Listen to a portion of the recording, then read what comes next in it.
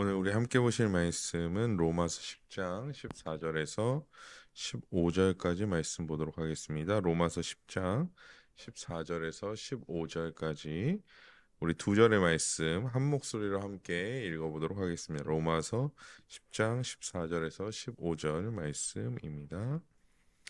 우리 함께 읽겠습니다. 시작. 그런즉 그들이 믿지 아니하는 이를 어찌 부르리요? 듣지도 못한 이를 어찌 믿으리요? 전파하는 자가 없이 어찌 들으리요? 보내심을 받지 아니하였으며 어찌 전파하리요? 기록된 바 아름답도다 좋은 소식을 전하는 자들의 발이여함과 같은. 아멘. 오늘도 말씀의 자리에 나오신 모든 성도님들을 주님의 이름으로 환영하고 축복합니다. 오늘은 첫째 교리, 도르트신조 첫째 교리 3에서 5항 살펴보도록 하겠습니다. 보통 한 세 항 정도를 좀 염두에 두고 있습니다. 매 설교마다 한 세 항 정도씩 전해야겠다라는 생각은 가지고 있습니다. 물론 이제 줄어들기도 하겠지만 그 정도의 기준으로 간다라는 거 한번 성도님들께서도 생각해 주셨으면 좋겠습니다. 먼저 첫째 교리 3항 살펴보도록 하겠습니다. 말씀 들어가는 그런즉 이전까지 좀 함께 다시 한번 읽어보도록 하겠습니다. 시작. 사람이 믿음에 이르도록 하려고 하나님께서는 자비롭게도 이 큰 기쁨 소식의 전파자를 그분이 원하시는 사람에게 원하시는 때에 보내십니다. 복음 전파자의 사역으로 사람들은 회개하고 십자가에 못 박힌 그리스도를 믿도록 부름을 받습니다. 네, 요 말씀은 우리가 이제 읽었던 말씀입니다. 결국에 도르트 신조는 하나님이 원하시는 때에 택자를 결국에 믿음에 이르도록 그분이 원하시는 사람에게, 즉 택자들에게 복음의 전파자를 보내신다라고 말씀하고 있습니다. 결국에 하나님께서 누군가를 구원하실 때, 구원을 베풀어 주실 때 어떠한 다른 방식을 취하지 아니하시고 복음을 통하여 그 일들을 행해 가신다라는 것을 말씀해 주고 있습니다. 그래서 이 첫째 교리 3항에서 가장 중요한 단어는 결국에는 복음입니다. 복음 전파자라고도 얘기하고 있지만 사실 복음을 그 전파자를 통해서 전하시는 것이죠. 그래서 다른 어떠한 방법이 아니라 하나님께서는 이 복음 조금 더 넓게 보자면 복음의 말씀, 성경 조금 더 넓게 보자면 선포되어지는 하나님의 말씀을 통하여 이런 일들을 행하신다라고 말씀하고 있습니다. 종교개혁 당시에도 사실상 종교개혁이 온 세계에 또 유럽의 온 세계에 퍼질 수 있었던 가장 큰 이유 중에 하나가 하나님의 말씀이 다양한 언어로 번역되어졌다라는 것입니다. 이전까지 중세 로마교 시절까지는 라틴어로 되어 있는 성경을 대부분의 사람들이 보았습니다. 그러니까 그 말씀은 무엇이냐면 라틴어를 하지 못하면 성경을 보지 못한다라는 것이죠. 만약에 이 성경이 우리가 네덜란드어로 되어 있다라고 하면 사실 이 성경을 꾸준히 읽기가 너무 쉽지 않을 겁니다. 그리고 아마 목회자들이라도 이 네덜란드어를 유창하게 하지 못하면 설교를 준비하는데 꽤나 애를 먹을 것이죠. 그래서 사실 실제로 로마교 안에서도 이 사제들 가운데서도 한 10%만이 라틴어를 유창하게 했다라고 전해지고 있기 때문에 나머지 90%의 어떤 사제들은 이 라틴어를 떠듬떠듬은 하겠지만 유창하게 하지 못하기 때문에 온전한 하나님의 말씀을 전할 수도 없었을 것입니다. 그런 기준에서 봤을 때 사실 종교개혁 이후에 인쇄술이 발달하고 그때쯤 딱 이제 인쇄술이 이제 발달하기 시작하죠. 그래서 이제 라틴어로만 되어 있던 성경이 독일어로, 프랑스어로 다양한 형태의 언어로 번역되어 나가기 시작했고, 사실 종교개혁이 어떻게 보면 성공한 가장 결정적인 계기 중에 하나가, 물론 많은 종교개혁자들, 루터를 비롯하여 2세대 종교개혁자인 칼빈 이런 위대한 종교개혁자들이 존재했지만, 그럼에도 불구하고 이 하나님의 말씀이 다양한 언어로 전파되기 시작했을 때 이 종교개혁이 어떻게 보면 성공을 거둘 수 있었다라고 볼 수 있었고요. 결국엔 이거는 이제 하나님의 섭리로 모두 다 이루어진 것이라고 우리가 인정할 수밖에 없었다라는 것이죠. 우리나라도 마찬가지입니다. 우리나라의 선교사님들이 처음 들어왔을 때 사실 우리나라는 예전에도 한번 말씀드렸지만 우리나라는 다른 어떤 나라들보다 이게 뭐 민족의 우월성을 얘기하는 건 아니고요. 예, 다른 나라들과는 조금 다르게 다른 나라들은 보통 선교사님들이 자신들의 언어로 뭐 예를 들어서 미국의 선교사님들이면 미국 영어로 된 성경을 가지고 들어가서 거기 있는 현지 언어를 선교사님들이 익혀서 그 현지 언어를 이제 배운 다음에 이제 번역 작업이 시작되었는데 우리나라 같은 경우는 이미 선교사님들이 본격적으로 사역을 시작하기 전에 만주에서 해석된 성경이 들어오고 마가복음인가요? 제가 정확히 지금 기억이 안 나는데 해석된 성경이 들어와 있었고 일본에서도 해석된 성경이 들어와서 한글로 해석된 성경이 들어와서 사실상 전무후무하게 선교사님들이 들어오기 전에 이미 선교사님들이 계시지 않는데 이미 우리나라 말로 되어져 있는 성경이 번역되어 있었다라는 것입니다. 그래서 사실 급속도로 또 우리나라에도 복음이 선포되어질 수 있었고 많은 선교사님들도 그 성경을 이용해서 복음을 전파하고 선포하실 수 있었습니다. 또한 1907년에 평양 대붕이 일어났을 때도 그냥 우리는 이제 길선주 목사님의 그 설교를 통하여 많은 자들이 회개하고 변화되어서 돌아왔다라고 이제 알고 있죠. 그것이 사실이기도 하고요. 하지만 그 평양 대붕이 일어났던 그 기간 동안 많은 사람들이 쪽복음이라고 하죠. 이렇게 쪽복음을 가지고 복음을 전하기도 하고 은혜 받은 학생들은 학교에서 또 가정에서 이웃마다 복음을 전하는 그런 일들이 평양 대붕 기간과 뿐만 아니라 그 이후의 기간에도 이루어지면서 사실 우리 한국 교회가 그 평양 대붕 이후로 폭발적으로 성장할 수 있었던 이유가 바로 여기에 있었다라는 것입니다. 그래서 제가 말씀드리고자 하는 것은 무엇이냐면 결국에는 사람을 변화시키고 하나님께서 택자들을 부르실 때 사용하는 방법은 어떤 신비주의적인 방법이라기보다는 하나님의 복음을 통하여 하나님의 말씀을 통하여 그 일들을 이루신다라는 것입니다. 결국에 우리는 그래서 이 복음, 즉 하나님의 말씀을 그 어떠한 것보다 귀하게 여겨야 한다라는 것이죠.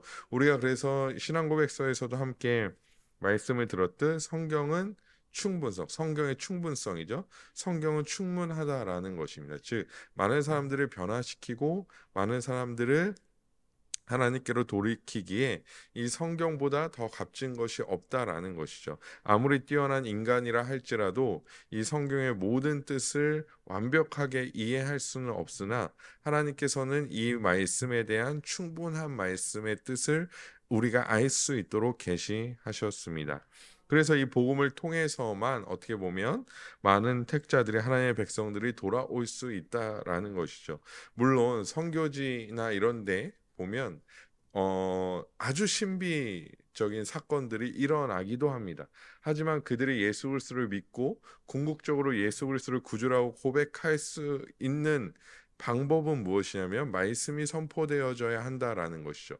아주 신비적인 일이 일어났다 하더라도 그들에게 확신을 심어주고 그들이 복음으로 말미암아 변화의 삶을 살아가게 하는 것은 결국에는 하나님의 말씀이요 복음이라는 것입니다.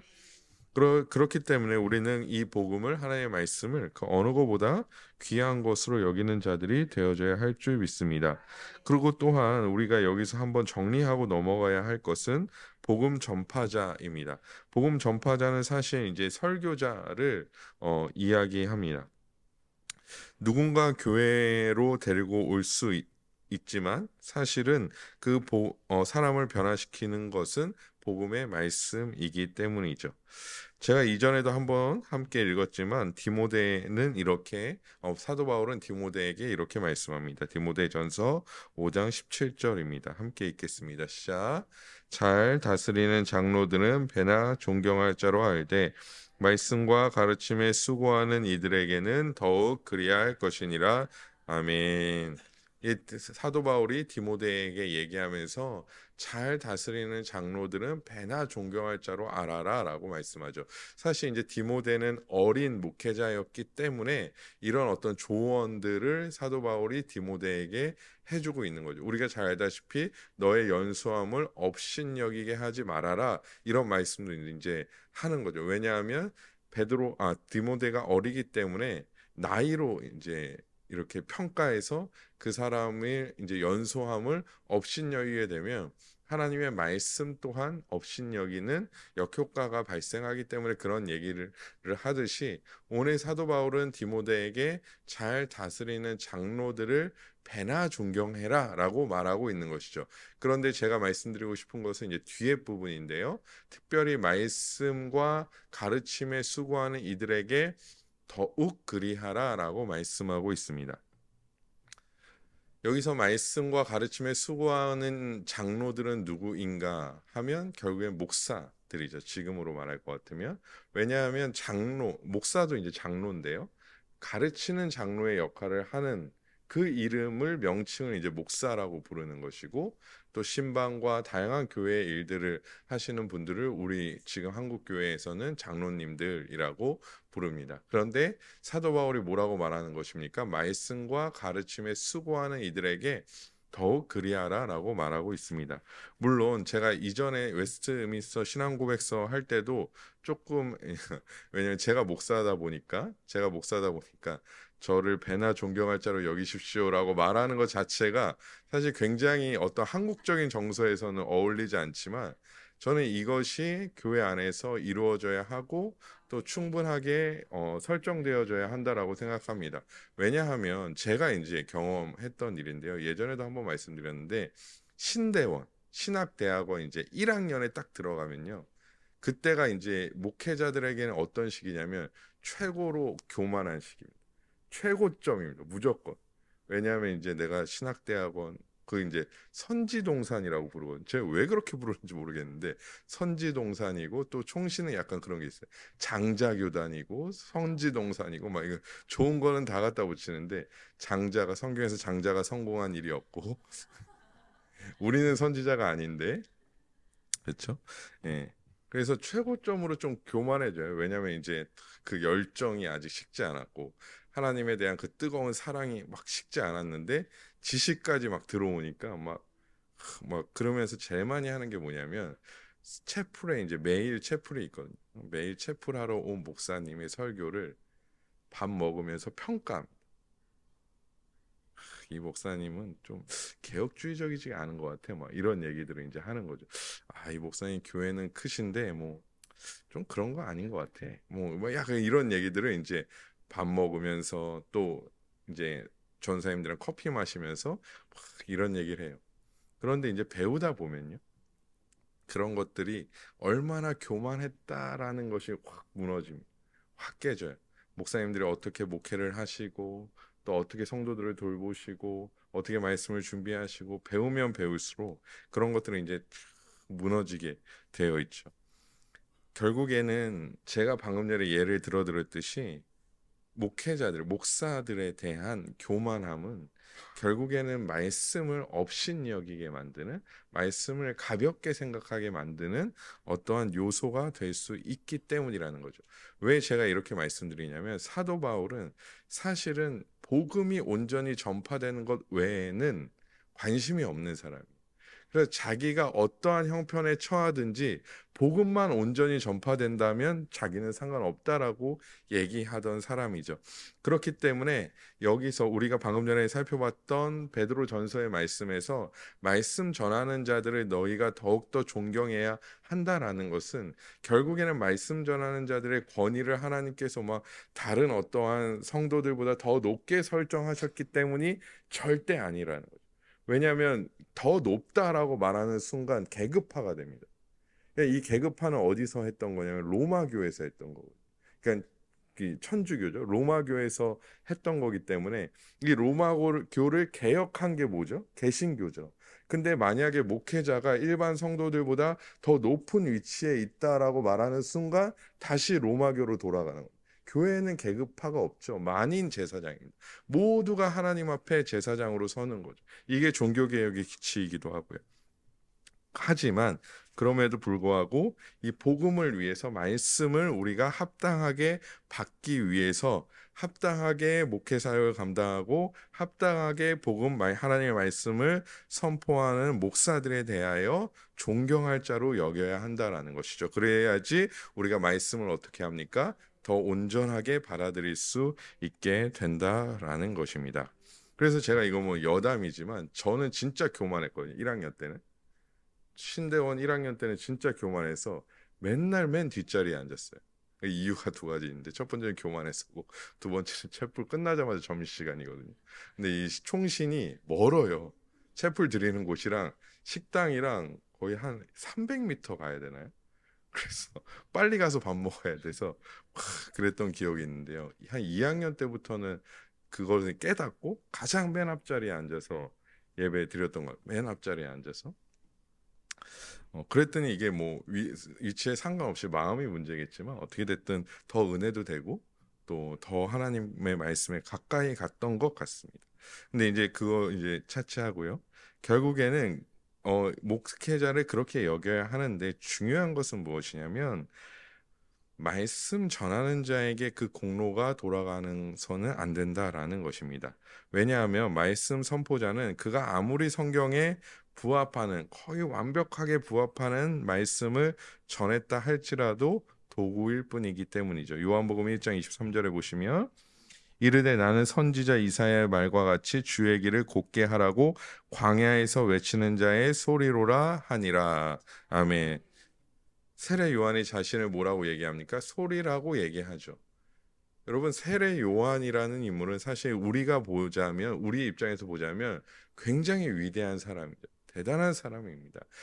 그때 당시에 거의 예수님과 같은 어떤 자리에 있었던 사람이에요. 그래서 사람들이 물어보지 않습니까? 너가 누구냐 도대체? 너가 메시아냐? 너가 구약에 약속했던 하나님께서 말씀했던 메시아가 바로 너냐? 그 정도로 세례 요한이 그때 당시에는 꽤나 많은 사람들이 인정했고 인기도 좋고 많은 사람들이 세례 요한에게 와서 세례도 받고 예수님도 마찬가지였죠. 세례도 받고 또 많은 사람들이 인정하던 사람이었지만 그리스도께서 등장하자 그는 자신은 아무것도 아니다. 그저 나는 광야에서 외치는 자의 소리다. 나는 내 뒤에 오시는 이의 신발끈도 풀지 못하는 그런 자다라고 얘기했던 것이죠. 이렇게 이해하면 좋을 것 같습니다. TV를 틀 때 가장 중요한 건 뭐죠? 물론 요즘에는 이제 저희 집도 이제 지니를 찾긴 하는데 지니야 이렇게 하긴 하는데 최근에 바꿨거든요. 지니로 이제 최근에 바꿨는데 이제 다 TV를 켤 때 제일 중요한 거는 리모컨입니다. 리모컨. 그래서 저희 그 조그만 애도 아빠가 이제 저희 이제 그 까투리라고 엄마 까투리라고 그거 보여준다 그러면요. 얘가 난리 나요. 뭘 찾는 거냐면 리모컨을 찾는 거. 네. 리모컨 찾으려고 막 흥분해서 막 그거를 뭐 하루에 한 20분, 뭐 길면 30분, 뭐 이렇게 보여주는데 막 이렇게 하는 거예요. 리모컨이 있어야 하죠. 우리도 그렇지 않습니까? TV를 보고 싶은 게 딱 있는데 리모컨이 없으면 하루 종일 막 리모컨을 찾아요.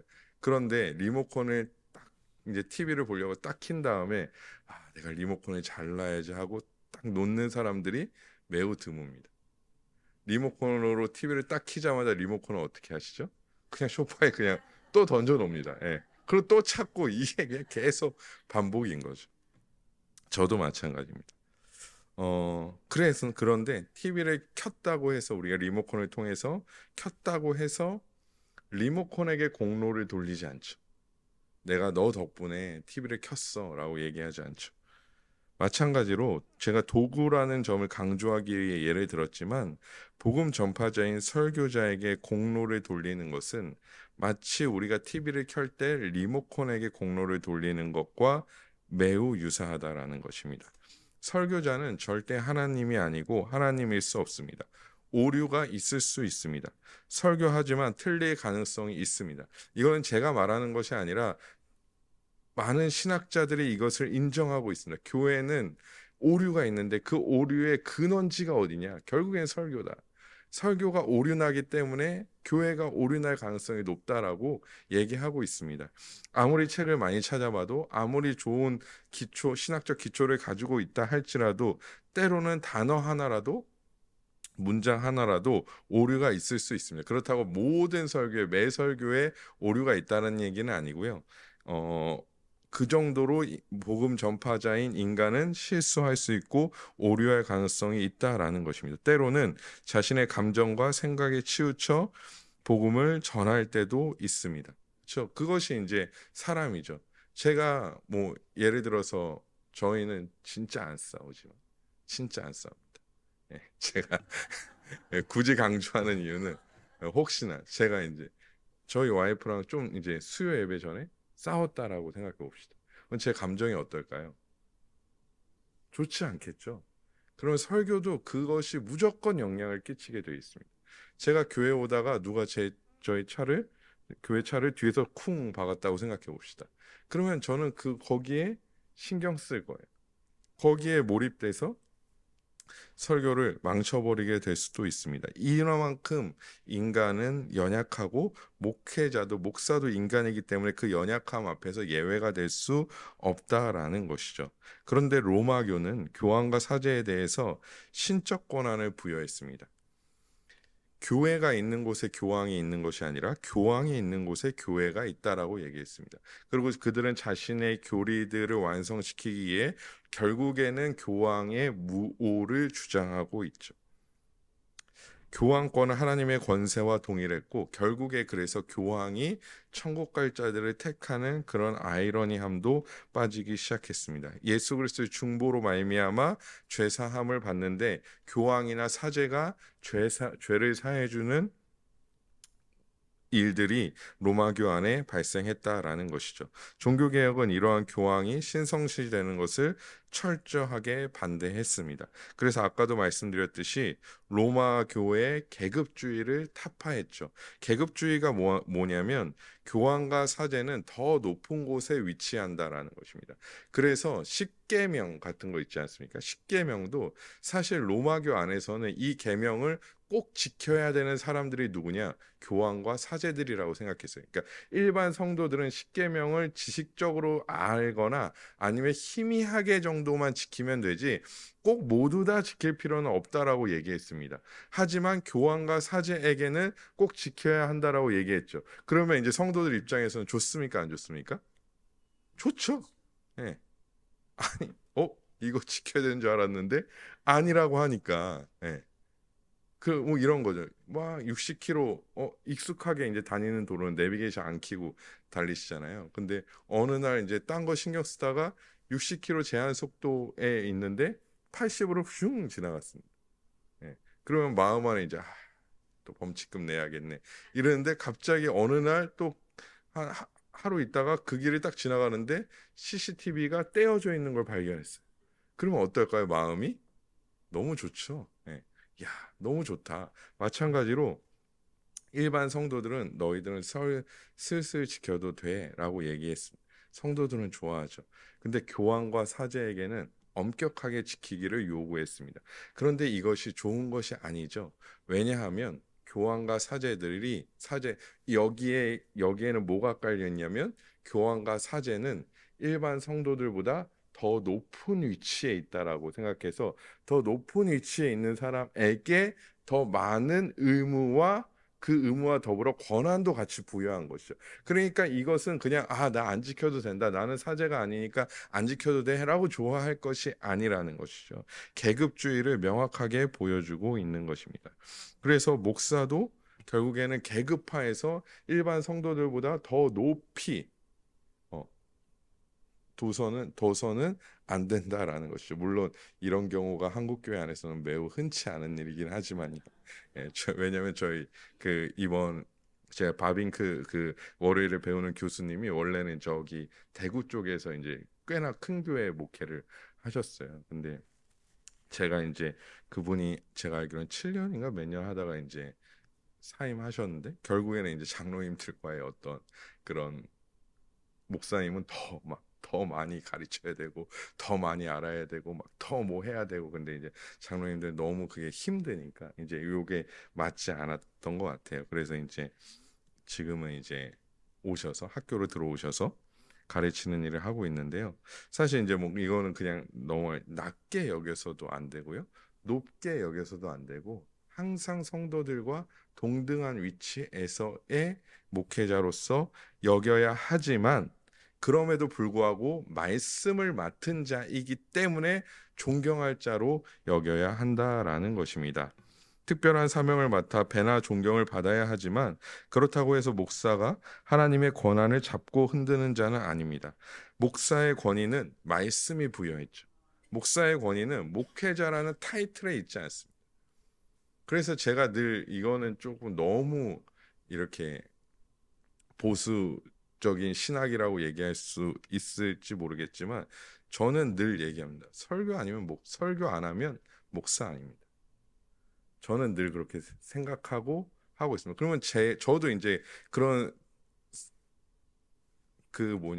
뭐랄까 그런 기준이 있기 때문에 저도 제가 설교할 자리가 없으면요 더 이상 저를 목사라 부르지 마라. 저는 그렇게 할 겁니다. 예.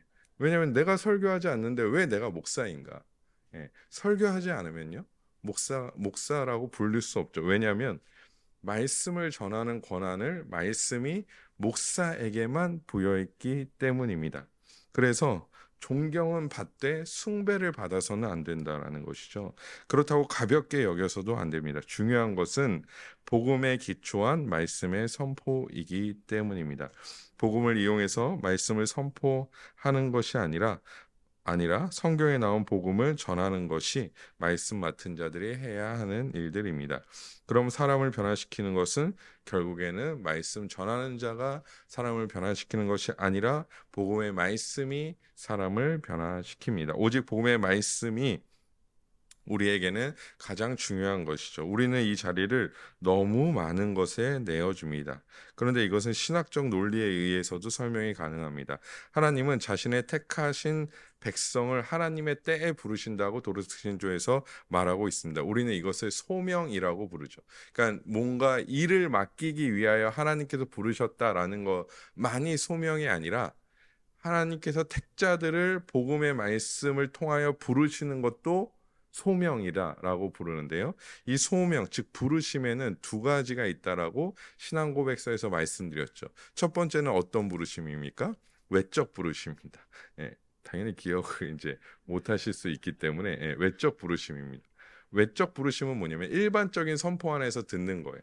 만약에 이 성전에 뭐 우리가 주일 아니면 우리는 전도 축제를 하지 않지만 그런 일이 있었다라고 생각해 봅시다. 그러면 많은 사람들이 여기에 이제 올 것입니다. 교회에 처음 오는 분들도 있을 거고 20년, 30년 다니신 분들도 있을 겁니다. 그런데 여기서 목사님께서 말씀을 선포하시면요. 여기 있는 모든 사람들이 듣죠.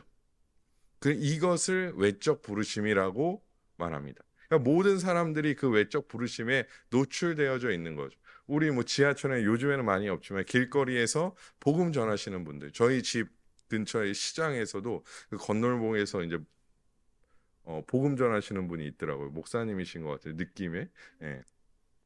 복음 전하시는 분이 그 분이 만약에 요한복음의 말씀을 하나님이 세상을 이처럼 사랑하사 이것을 선포하신다면 왔다 갔다 하는 사람들이 그 말씀을 듣죠. 이것은 무엇입니까? 외적 부르심이라고 말합니다.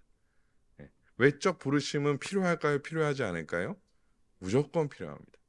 무조건 필요합니다. 왜냐하면 그 외적 부르심을 통하여 하나님께서는 자신의 택자들의 마음에서 또한 무엇으로 부르시죠? 외적이 있으니까 내적으로 부르시기 때문입니다. 결국에 이 내적인 부르심은 성령의 역사이고 그 성령의 역사로 말미암아 구원에 이르게 되는 것이죠. 그래서 이 부르심 외에는 결국엔 이 택자들이 하나님께로 돌아올 수 있는 방법, 쉽게 말하면 불신자들이 구원받을 수 있는 방법이 없기 때문이죠. 그래서 우리가 말씀의 자리에 너무 많은 것들을 내어주어서는 안 된다라는 것입니다. 그러니까 말씀을 통하여 하나님께서 성령의 역사로 말미암아 택자들 혹은은 아니죠. 혹은은 취소하겠습니다. 혹은은 아니고 불신자들, 우리가 편하게 말하면 불신자들을 부르시기 때문에 여기에 다른 것들이 들어와 있다면 이런 사역들이 이루어지지 않는다라는 의미를 가질 수밖에 없다라는 것입니다. 결국엔 오직 복음의 말씀만이 사람을 변화시킵니다. 사도행전 10장 44절에 보면요, 이렇게 말합니다. 베드로가 이 말을 할 때 성령이 말씀 듣는 모든 사람에게 내려오시니. 아멘. 이 말씀은 무엇입니까? 오직 하나님의 말씀을 통해 하나님께서는 성령의 역사를 베풀어 주십니다. 은혜의 방편도 마찬가지입니다. 사실 우리는 은혜의 방편을 세 가지 정도로 신앙고백서에서는 정리하고 있죠. 첫 번째는 말씀, 두 번째는 성례, 세 번째는 기도입니다. 근데 헤르만 바빙크라는 신학자는 말씀만을 강조합니다. 오히려 기도, 어떤 회개, 믿음은 그것의 열매다. 말씀의 열매이지 은혜의 방편은 아니다라고 얘기하기도 합니다. 사실 저는 이 부분을 좀 지지하는 편입니다. 웨스트민스터 신앙고백서와 어떤 교리 문답은 세 가지를 제시하고 있지만 사실 이 모든 것은 말씀에 기초하고 있죠.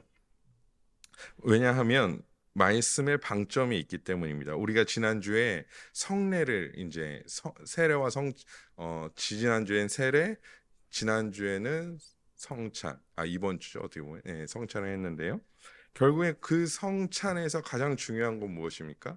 떡을 떼는 행위도 중요하고 잔을 마시는 행위도 중요하지만 목사님께서 그 전에 하시는 말씀, 선포하시는 말씀, 그러니까 이 성찬이 시작되었을 때 그 말씀을 통하여 성령께서 역사하신다라는 것이죠. 그래서 바빙크는 이 말씀의 방점이 있다라고 봤어요. 성찬의 방점은 말씀에 있다라고 본 것입니다. 그래서 우리도 성찬할 때 물론 목사님께서 말씀을 전하시지만 막 성찬을 빨리빨리 막 해야 된다고 그냥 빨리 드세요. 떡 드세요. 빨리. 먹고 마시는데 이게 포커스가 있지 않다라는 거. 먹고 마시고 빨리 마시세요. 이거에 포커스가 있지 않고 그 성례 안에서 성찬 안에서 선포되어지는 말씀에 있다라고 본 겁니다.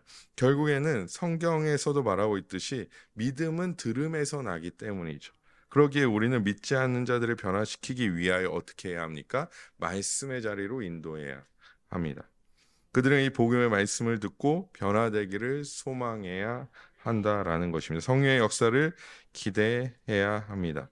그래서 말씀이 선포되어지는 곳에 믿지 않는 자들을 초청하는 겁니다. 부르는 것이죠. 그래서 그 말씀으로 변화되기를 소망해야 되죠. 어떤 사람은 말씀으로만 부족하다라고 말하기도 합니다. 그러면서 더 비본질적인 것에 에너지를 소모합니다. 그리고 그 비본질적인 것에 에너지를 소모하고 자기가 거기에 만족하는 것이죠. 이것만큼 어리석은 일이 없습니다.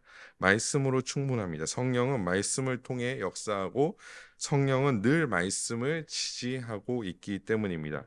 만약에 말씀이 부족하다라고 하면 결국엔 제가 방금 전에도 말씀드렸듯이 말씀이 부족하다라고 하면 성령이 부족하다라고 얘기하는 것과 다르지 않습니다. 저는 이걸 동일하게 보기 때문이죠. 성령을 따라 행하는 것은 말씀을 따라 행하는 것이기 때문에 만약에 말씀으로만은 너무 부족해요.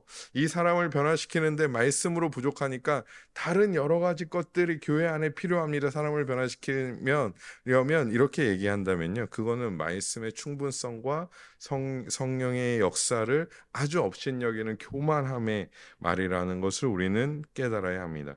말씀은 충분하게 사람을 변화시키고 하나님께서 말씀으로 변화시킨다라고 말씀하셨기 때문에 인간이 부족하지 않다라고 평가할 대상이 아니라는 것입니다. 말씀은. 우리가 지난주에도 봤듯이 학론파 즉 아르미니우스주의자들은 특별 계시인 말씀이 아닌 일반 계시를 통해서도 정확히 말하면 일반 계시에 인간의 의지가 합쳐지면 결국에 인간은 구원에 이를 수 있다라고 말합니다. 하지만 하나님께서는 안타깝다라는 표현은 좀 그렇지만 안타깝게도 인간의 일반 계시를 통하여 하나님의 택자들을 부르시지 않는다라는 것입니다. 전적으로 타락한 인간의 본성은 지난주에도 말씀드렸지만 일반 계시를 통해 절대 하나님을 발견할 수 없기 때문입니다. 최대한 어디까지는 깨달을 수 있다 말씀드렸죠? 그렇죠. 신이 있나 보다. 야, 이런 대자연을 보니까 신이 있나 보다. 이렇게 깨달을 수 있는 거죠. 제가 이제 사이판이라는 곳에 한번 갔었는데, 사이판을 보니까 바다, 제가 수영 못 하거든요. 거기가 이제 태평양인가요? 거기가? 예, 있는데 보니까 물이 너무 맑은 거예요. 제가 이렇게 절벽에서 이렇게 밑에 내려다 보면 절벽이 앞에 이제 가드가 있고요. 제가 무서워하기 때문에. 근데 어떤 생각이 들었냐면, 야, 여기 뛰어내리고 싶다. 이런 생각이 들어요. 뭐 그런 안 좋은 의미가 아니라요. 그 정도로 너무 자연이 좋은 거예요. 그러니까 대자연 앞에 있으면 우리는 이 모든 것이 도무지 어떤 우연에 의하여 창조될 수는 없구나. 그러면 무조건 신적 존재가 있는 것 같다라는 것은 믿지 않는 자들, 택자들이 아니더라도 그 정도까지는 깨달을 수 있다라는 것입니다. 하지만 온전히 하나님을 믿고 예수가 그리스도라는 사실은 그 일반 계시를 통해 하나님께서 절대 말씀하시지 않는다라는 것이죠. 인간의 의지는 또한 스스로 무언가를 창조해낼 수 없는데, 인간의 의지와 일반 계시가 만나면 구원에 이르게 된다라는 말은 사실 아주 합리적이지 않은 말인 것이죠. 인간의 의지는 구원에 있어서 아무것도 할 수 없습니다. 왜 그렇습니까? 전적으로 타락했기 때문이죠. 그런데 이러한 사실 또한 우리에게는 소망입니다. 전적으로 타락한 의지를 가지고 우리는 아무것도 할 수 없다. 우리는 일반 계시를 통해서도 하나님을 깨달을 수 없다. 도무지 우리가 무엇을 해야 할지 모르겠다 할 때 하나님께서는 우리에게 말씀으로 역사하시고 예수 그리스도의 은혜를 허락하여 주시고, 그래서 우리가 아무것도 하지 않았지만 하나님의 자녀로 삼아 주시는 줄 믿습니다. 그래서 하나님은 인간에게 특별 계시를 주시고 자신의 택한 백성들을 부르실 때에 그 특별 계신 복음의 말씀을 통하여 부르시는 줄 믿습니다. 그래서 말씀은 유일하게 충분하며 전혀 부족하지 않습니다. 여기에 덧붙여 결국에 이것은 비신자들에게만 그러면 말씀이 중요하다라는 의미는 아닙니다. 우리 또한 말씀 듣기를 힘써야 합니다. 하나님의 말씀을 통한 성령의 역사로 믿지 않는 자들이 변화될 뿐만 아니라 우리 또한 우리 죄 가운데 회개하고 하나님의 놀라운 역사를 경험하는 자들이 되어져야 할 줄 믿습니다. 하나님의 말씀은 무엇입니까? 성령의 검이라고 말씀하고 있습니다. 유일하게 사탄, 마귀, 죄악을 물리칠 수 있는 무기가 무엇입니까? 성령의 검입니다. 목사님, 방패로도 찍을 수 있는데 그렇게 얘기하면 허리띠 풀러서도 때릴 수 있고 다 그런 거니. 근데 무엇입니까? 유일하게 공격할 수 있는 무기, 대적할 수 있는 무기, 세상의 유혹과 죄악과 마귀 사단의 시험을 이길 수 있는 무기 무엇입니까? 말씀이라는 것입니다. 예수 그리스도께서도 마태복음 4장에 마귀에게 시험을 당하실 때 무엇으로 말씀하셨습니까? 말씀입니다. 신명기의 말씀을 통해 물리치셨습니다. 그래서 우리 안에 죄악이 득세하고 죄악이 가득할 때 다른 것 할 필요 없습니다. 하나님의 말씀을 듣고 읽으면 됩니다. 그렇게 된다면 우리 안에 성령께서 역사하시어 그런 죄악들을 드러내시고 우리로 하여금 성령 충만하게 하시고 성령을 따라 행할 때 육신의 욕심을 이루지 않게 하시어 성령의 열매를 맺게 하신다라는 것입니다. 그래서 우리가 하나님의 자녀로 살고자 한다면, 하나님의 백성으로 살고자 한다면 다른 어떠한 다양한 일들을 하는 것이 아니라 오직 하나님의 말씀을 붙들고 매달리는 자들이 되어줘야 할 줄 믿습니다. 특별히 우리는 신비주의적인 것을 경계해야 합니다. 그런 것들이 하나님의 말씀을 멀리하게 만듭니다. 특별히 하나님의 음성을 듣는 방법이 따로 있다라고 주장하는 자들이 현대 교회 안에도 아직도 존재합니다. 그런 책들이 아직도 불티나게 많이 팔리고 있습니다. 하나님의 음성을 듣는 방법은 딱 하나입니다. 하나님의 말씀을 듣는 것입니다. 다른 것으로 하나님께서 말씀하시지 않습니다.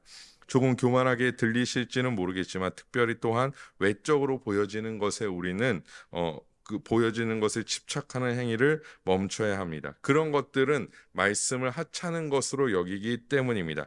특별히 성령의 역사처럼 보이는 외적인 것들, 그런 것들에 대하여 우리는 경계해야 하고 주의해야 합니다. 그런 것들이 다 틀렸다라고 얘기할 수는 없습니다. 그런 것들이 다 틀렸다라고 얘기할 수는 없지만 이틀이었다라고 얘기할 수 없습니다를 비집고 들어와서 이것이 말씀보다 더 뛰어납니다. 이것이 더 신비적인 것입니다. 이것이 더 대단한 것입니다라고 말해서는 안 된다라는 것입니다. 우리가 하는 방언이나 예언이나 하나님께서 직통계시로 말씀하신다. 이 모든 것들에 대하여 우리는 경계해야 합니다. 오히려 이런 것들은 중히 여기면서 매주 강단에서 선포되어지는 말씀, 우리가 매일 읽는 이 말씀을 소홀한 것으로 여긴다면 우리는 아주 잘못된 길로 걸어가고 있는 것입니다. 특별히 하나님의 말씀을 그런 신비주의적인 것들은 아주 귀한 것으로 여기면서 하나님의 말씀을 그저 교훈적인 것, 도덕적인 것으로 여겨서는 안 됩니다. 오히려 이 말씀을 하나님의 말씀으로 받아들이고 우리는 다른 어떠한 신비주의적인 것들을 포기한다는 표현도 좀 그렇지만요. 이런 것들을 하찮은 것으로 여겨서라도 오로지 하나님의 말씀을 더 귀한 것으로 여길 수 있는 자들이 되어줘야 한다라는 것입니다. 제가 청소년 사역도 하고 청년 사역도 했지만 그 청소년 사역과 청년 사역을 하다 보면 그들에게 중요한 것은 때로는 말씀보다는 찬양 시간을 더 좋아하고 찬양하기를 좋아합니다. 또한 자신들끼리 교류하는 것을 좋아합니다. 물론 저도 그런 것들에 대하여 부정적이다, 안 해야 된다라고 얘기하고 싶지는 않습니다. 하지만 말씀에 대한 갈급함이 없다면 영적인 빈곤은 아무리 찬양을 100시간 해도 아무리 교회 사람들이랑 시간을 보내도 말씀에 대하여 갈급하지 않다면 영적인 빈곤은 금세 찾아올 것입니다. 아모스 8장 11절 말씀입니다. 주 여호와의 말씀이니라. 보라, 날이 이를지라 내가 기근을 땅에 보내리니 양식이 없어 주림이 아니며 물이 없어 가람이 아니요 여호와의 말씀을 듣지 못한 기갈이라. 아멘. 어떤 기갈입니까? 말씀을 듣지 못한 기갈이라라고 말씀하고 있습니다. 하나님께서 기근을 땅에 보내시는데 결국에는 말씀이 없는 기갈을 보내시겠다라는 것입니다. 너희들에게 먹을 것이 풍족하고 너희들에게 마실 것이 풍족한데 말씀이 없다면 그게 진짜 기근이라는 것을 알아야 한다라는 것입니다. 내 삶이 술술 잘 풀리고 성공하고 많은 사람들이 박수 쳐주고 인정받고 그것이 하나님의 은혜로 둔갑해서 우리에게 들어올 때 우리는 주의해야 합니다. 왜냐하면 그렇게 모든 것들이 갖춰져 있어도 말씀이 없다면 그건 기근이기 때문에 그것은 아주 심각한 기근이기 때문입니다. 제가 이번 주에도 이제 발제 할 게 있어서 이제 수업 시간에 발제했는데요. R.C. 스프롤이라는 그 학자의 성령이라는 책이 있습니다. 이 책 필요하시다면 한 번씩 읽어보셔도 좋을 것 같은데요. 그 수업 시간에 발제하는데 그 책에 그렇게 써 있더라고요. 많은 사람들이 하나님의 성령의 열매를 성령의 은사와 둥갑한다라는 거. 무슨 말이냐면 성령의 열매는 무엇입니까? 예를 들어 사랑과 희락과 화평과 온유와 절제와 이거 다 했으면 제가 다 못 외울 수도 있기 때문에 이런 것들이죠. 그런데 이런 것들에 대하여 귀한 것으로 여기지 않고 나는 방언을 해, 나는 예언을 해, 나는 성공했어, 나는 성공해서 이런 은혜를 누리고 있어, 이런 걸로 대체한다라는 것이죠. 중요한 건 무엇입니까? 무성한 가지가 중요하지 않습니다. 열매가 중요하죠. 그렇기 때문에 우리는 오히려 이런 열매를 맺어야 하는데 결국에는 무엇입니까? 이런 것들에 만족한다라는 것입니다. 죄송한 말이지만 내가 예수를 믿었더니 내가 성공했다. 내가 예수를 믿었더니 번영했다. 내가 예수를 믿었더니 뭔가 술술 일이 다 풀린다. 잘 풀린다. 물론 그것도 하나님의 은혜일 수 있지만 진짜 중요한 것은 무엇이냐면 그 가운데 그것이 중요한 것이 아니라 말씀을 통하여 성령의 열매 맺는 것이 훨씬 더 중요한 일이라는 것입니다. 성공하고 박수받고 인정받고요. 솔직히 말하면 믿지 않는 자들도 그런 것도 누리고 삽니다. 그럼 믿지 않는 자들 그런 거 누리고 살죠. 저 고등학교 때 3년 내내 전교에 1등 했던 친구 제가 교회에 데리고 오려고 엄청나게 꼬셨는데 결국에 한 번도 안 왔습니다. 결국에 한 번도 안 왔죠. 그 친구 우리나라 최고 학부의 법대에 입학했어요. 지금 잘 살고 있겠죠? 연락이 이제 끊겨서 잘 살고 있는지 잘 모르. 우리나라 최고 학부의 법대에 입학했습니다. 그러면 이 사람은 하나님의 은혜를 받은 것입니까? 세상에도 그런 것들은 많이 있습니다. 많이 있습니다. 정말 중요한 것은 무엇이냐? 말씀을 통하여 성령의 역사가 일어나고 성령의 열매를 맺는 것이죠. 성령의 열매를 맺는. 이거 별로십니까? 이거 이거 너무 별로세요? 사랑, 희락, 화평. 아, 그런 것보다 나는 성공하고 싶은데요. 그런 것보다 사람들에게 인정받고 싶은데 내가 원하는 거 이루고 싶은데요. 아니요. 아니, 그거 중요하지 않습니다. 그거 뭐 그 우리의 각자의 인생이 중요한 거죠. 중요한 건 성령의 열매를 맺는 것입니다. 제가 뭐 제 자랑을 하려고 하는 게 아니라요. 제가 청년 사역을 오래 하다 보니까 가끔 청년들이 막 자기가 잘된 일들에 대하여 이제 얘기를 해줘요. 목사님, 제가 원하던 어떤 회사에 합격했어요. 목사님, 제가 이번에 뭐 남자친구, 여자친구가 생겼어요. 저 이번에 결혼할 것 같아요. 이런 얘기, 뭐 좋은 얘기들이죠. 근데 저는 이제 리액션이 좀 약한 편이지 않습니까? 우리 성도님들 아시다시피. 그리고 크게 관심이 없어요, 사실은. 네. 크게 막, 뭐 그러면, 목사님이 뭐 저래 이러실 수 있지만, 크게 관심이 없어요. 왜냐면 얘가 좋은 회사 입사하면 좋죠. 잘했다 하는데 뭐 얘가 좋은 회사 한들 제가 같이 따라가는 거 아니지. 1+1으로 가는 거 아니지 않습니까? 그렇기 때문에 뭐 그냥 그래 축하한다 이 정도의 리액션이 저에게는 아주 큰 리액션이에요. 진심이고요. 그게 진심이기도 하고요.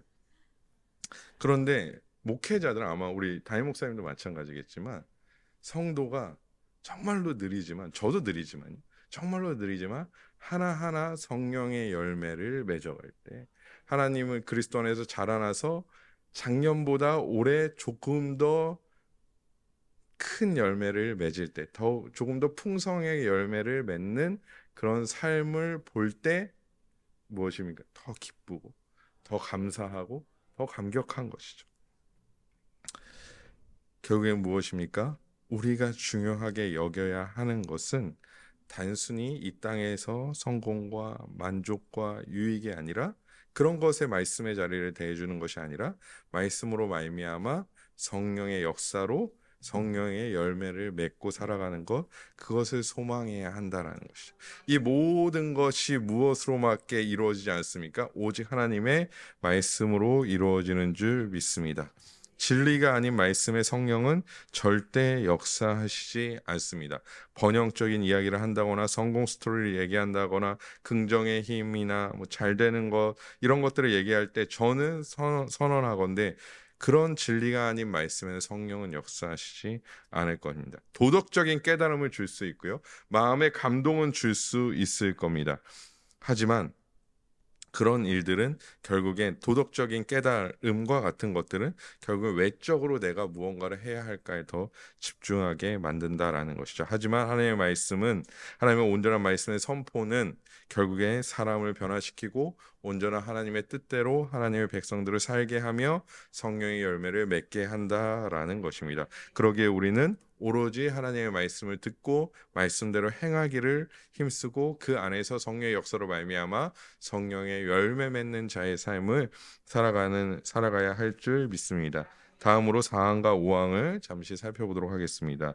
첫째 교리 4항 보시면요. 이 복음을 믿지 않는 사람들 위에는 하나님의 진노가 그대로 머물러 있습니다. 그러나 참되고 살아있는 믿음으로 복음을 받아들이고 구주 예수님을 영접하는 사람은 예수님을 통하여 하나님의 진노와 멸망에서부터 구원을 얻고 또한 영생을 선물로 받습니다.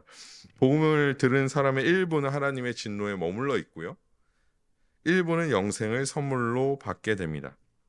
즉 하나님의 택하신 백성들은 말씀에 따라 회개하고 복음을 받아들이고 하나님의 자녀로서 인치심을 받습니다. 이 두 개 외에는 다른 선택지는 없습니다. 복음의 말씀을 듣고 그저 진노의 자녀에 계속 머물러 있거나 하나님의 자녀로 변화되거나 이 두 가지 선택지 외에 성경이 우리에게 제시하고 있는 바가 없다라는 것입니다. 하나님은 기쁘신 뜻에 따라서 구원받은 자들을 택하셨습니다. 이는 제한 속죄의 영역이죠. 죄에 속함을 받을 자들이 제한되어져 있다라는 것입니다. 하나님께서 구원하시기로 작정한 자들은 복음의 말씀의 역사로 모두 다 구원받습니다. 하나님께서 창세 전에 이 사람들을 내가 구원하겠다라고 작정하신 자들, 다음 주에 이제 하나님의 작정에 대하여 더 자세히 함께 말씀을 드릴 텐데요. 작정하신 자들은 한 명도 빠짐없이 탈락함 없이 모두 다 구원에 이르게 된다라는 것입니다. 하지만 그렇지 아니하는 자들은 하나님의 진노, 본질상 진노의 자리에서 벗어나지 못합니다. 여기서 주목할 부분은 원인과 원천이 구분된다는 것입니다. 5항을 제가 말씀 전까지 빠르게 읽도록 하겠습니다. 그러한 불신의 원인은 본질상 진노의 자녀에 남겨져 있는 원인이죠. 하나님께 있지 않으며 불신의 죄에 대한 책임은 다른 모든 죄와 마찬가지로 사람에게 있습니다. 그렇지만 예수 그리스도를 믿는 믿음과 그분을 통한 구원은 하나님께서 값없이 주시는 선물입니다. 라고 말하고 있습니다. 결국엔 무엇입니까? 누군가 구원받지 못했다라고 한다면 그 원인은 누구에게 있습니까? 인간에게 있다라는 것입니다.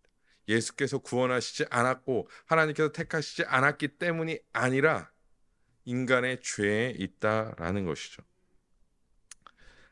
학론파들은 이렇게 된다면 원인이 하나님께 돌려진다라고 얘기하고 있습니다. 그들의 입장에서는 그래서 그러면 안 되는 것이죠. 그래서 인간의 의지를 강조하는 것이고, 그래서 구원받지 못한 자들은 결국에는 의지가 부족해서 끝까지 인내하지 못했거나 학론파가 주장하듯 그들의 의지를 가지고 하나님을 거부했다라고 얘기합니다. 그러니까 그들이 하나님을 믿지 않은 이유는 두 가지로 그들이 설명하는데, 하나님께서 그들을 구원하시기로 작정하셨지만 그들의 의지가 부족해서 끝까지 견디지 못했거나, 아니면 그들의 의지로 그 하나님의 작정을, 하나님의 은혜를 거부했거나, 둘 중에 하나다. 이렇게 되면 어떻게 합니까? 한 사람은 거부했고 한 사람은 인내하지 못했기 때문에 원인이 인간에게 돌려진다라고 생각한 것입니다. 그럼 하나님께서 그런 이유로 그들에게 진노하시는 것이 합당하다라고 말하고 있는 것이죠. 하지만 이는 성경에서 기록하고 있는 구원에 대한 입장을 완전하게 배제한 것입니다. 여러분, 이렇게 생각하시면 됩니다.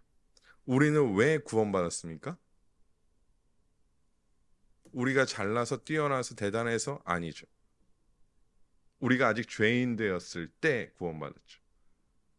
그러니까 우리가 구원받은 공로는 철저하게 하나님의 은혜에 있습니다. 그래서 왜 저 사람들은 구원해 주시지 않았습니까? 라고 우리가 얘기할 수 없다라는 것이죠. 만약에 학론파의 주장과 같이 하나님께서 인간의 의지의 구원을 맡겨두셨다면 어떠한 일이 발생했을까요? 지난주에도 말씀드렸지만 하나님께서 그래, 너희가 잘 버텨서 구원에 이르러 봐. 아니면 내가 은혜를 베풀어 줄 테니까 너희가 거부하지 않고 이 둘 중에 하나 택해서 암튼 너희가 너희의 의지로 구원에 이르러 봐 라고 하나님께서 말씀하셨다면, 이것이 우리의 구원의 조건이었다면 어떻게 될까요? 다 지옥 가죠. 다 지옥 갑니다. 한 사람도 빠짐없이 지옥 갈 겁니다. 그 사람이 심지어 사도 바울이라 할지라도 모세라 할지라도 싹 다 지옥 갑니다. 왜냐하면 인간의 의지는 하나님의 의를 절대 충족시킬 수 없기 때문에. 그렇기 때문에 만약에 그 하나님 인간의 의지에 우리의 구원이 달려 있다면 우리는 싹 다 지옥에서 만날 겁니다. 지옥에서 다시 만납시다 하고 다 죽는 예언이 그럴 거예요. 지옥에서 다시 만납시다. 지옥에서 다시 만납시다. 이러고 다 죽음으로 달려가게 될 것입니다. 하지만 하나님께서 그들을 구원하시지 않았기 때문이 아니라 본래 우리가 이렇게 악한 자이고 본질상 진노의 자녀이기 때문에 우리가 지옥에 가는 것이고, 우리가라고 하면 돼요. 인간이 지옥에 가는 것이기 때문에 하나님께 그 본질상 진노의 자녀가 지옥에 가는 것의 원인을 돌려서는 안 된다라는 것입니다. 이걸 잘 이해하셔야 됩니다. 우리는 본래 의로운 자가 아니었습니다. 본래 구원받기에 합당한 자가 아니었다라는 것이죠. 그렇기 때문에 무엇으로 우리가 구원받은 것입니까? 은혜로 구원받는 거죠. 우리가 대단한 의를 가지고 있어서 마치 그리스도인들이 착각하는 것 중에 하나가 무엇이냐면, 우리가 본래 마치 구원받기에 합당한 자인 것처럼 생각한다는 거죠. 아니요, 절대 그 누구도 인류의 아담에서부터 미래에까지, 그리스도가 오시기 전까지의 모든 사람은 구원받기에 합당한 자가 아니라 무엇입니까? 지옥 가기에 합당한 자예요. 그렇기 때문에 이 지옥 가기에 합당한 자이기 때문에 몇몇이 구원받지 못하고 지옥에 간다 할지라도 이 지옥에 가는 이유가 원인이 하나님에게 있는 것이 아니라 본래의 인간에게 있다라는 것입니다. 본래의 인간에게 있다라는 것이, 이것을 부정할 수 없다라는 것입니다. 그런데 그리스도인들이 마치 구원받은 자들이, 교회에 속한 자들이 원래 우리가 대단한 어떤 의를 가지고 구원받기에 합당한 자인 것처럼 생각하기 때문에 누군가 지옥에 간다면 하나님께서 그 지옥에 보내시는 거라고 생각한다는 거예요. 그래서 제가 지난주에 뭐라고 말씀드렸습니까? 모태 신앙이 아니라 우리는 모태 지옥이다. 모태 지옥이 맞아요. 왜냐하면 우리는 태어날 때부터 본질상 진노의 자녀로 태어나기 때문이죠. 그렇기 때문에 모태적으로 죄를 가지고 어머니의 배에 있을 때부터 택함 받은 자들도 있지만, 받은 자들도 택함 받았지만 본질상 진노에서 태어나기 때문입니다. 그렇기 때문에 본래 죄인이 지옥이 확정된 죄인이었습니다. 그래서 그들이 지옥에 가는 이유는 하나님 때문이 아니라 오직 그들 때문이라는 것입니다. 반대로 믿게 된 자들도 인간의 의지로 되어지지 않았다라는 것을 알아야 합니다. 하나님의 전적인 은혜, 거부할 수 없는 은혜로 되었습니다. 위에서도 살펴봤지만 말씀을 깨닫고 인치심을 받는 것도 성령의 역사입니다. 성령이 개입하시지 않는다면 아무 일도 일어나지 않을 겁니다. 성령이 개입하시지 않는다면 인간의 의지는 악한 것을 선택할 뿐 죄악의 길에 걸어가게 된다는, 절대 하나님의 뜻대로 선한 것을 선택할 수 없다라는 것입니다. 나는 그러지 않을 거야 라고 자신해서는 안 됩니다. 아담도 그랬는데, 여러분, 아담은 어떤 인간이었습니까? 가장 완전한 인간이었어요. 가장 순전하고 순수한 인간이었어요. 그런 아담도 그랬는데 우리라고 자신할 수 있을까요? 우리는 지금 교회 다니니까 아예 나는 절대 그렇지 않지. 내가 선악과의 유혹에 놓여 있다면 나는 절대 그러지 않지. 아마 이 중에 제가 제일 가능성 높을 겁니다. 왜냐하면 저는 과일을 싫어하거든요. 그래서 저는 잘, 그러면 어떻게, 뱀이요, 어떻게 유혹했을까요? 맞습니다. 선악을 알게 하는 나무로 유혹하지 않고 다른 걸로 유혹했고, 아니면 어떻게든 그 죄악을 저지르게 만들었겠죠. 인간의 본성은 죄를 더 사랑하고 아끼기 때문에 만약 인간의 의지로 선택하는 것이라면, 100번 양보해도 그것이라면 인간은 그 의지를 가지고 절대 하나님을 선택하지 않을 것입니다. 본성상 악한 우리는 늘 세상의 유혹에 하나님을 대적하는 일을 선택할 뿐입니다. 하지만 그런 우리를 복음의 말씀을 통해 역사하시어 하나님의 자녀 삼아 주셨습니다. 그래서 오직 은혜입니다. 왜 우리가 선택되었습니까? 이유 없습니다. 이유 알지 못합니다. 우리가 대단해서요, 뛰어나서요, 착한 일을 많이 해서요? 아닙니다. 깨끗한 그릇이라서요? 아닙니다. 여러분, 자신 있으신가요? 저는 자신 없습니다. 저는 제 의지로, 저의 어떤 선함으로, 저의 어떤 영적인 깨끗함으로 구원받는 것이라면요, 저는 자신 없습니다. 저는 빨리 포기하고 지옥에 갈 겁니다. 저는 자신이 없습니다. 우리를 부르신 이유는 명확하지 않고, 그런데 알 필요도 없습니다. 하나님 왜 나를 부르셨냐요? 하나님 왜 나를 부르셨습니까? 그러면 하나님께서 이렇게 말해요. 그러면 지옥에 갈래? 이렇게 말씀하시겠죠. 알 필요도 없습니다. 왜 내가 구원받았지? 고민할 필요도 없어요. 그냥 구원받은 거예요. 하나님의 기쁘신 뜻에 따라서 구원에 이르게 된 것입니다. 하나님은 우리를 말씀 가운데 성령의 역사를 통해 구원받게 하셨습니까? 하나님 왜 내가 택함을 받았습니까? 라는 질문은 우리의 것이 아닙니다. 오로지 나를 구원하여 주신 삼위 하나님을 찬양하는 것이 우리의 역할입니다. 오직 복의 말씀을 가까이 하며 우리를 구원으로 불러주신 하나님의 영광을 나타내는 우리 모두가 되어지기를 주님의 이름으로 간절히 소망합니다.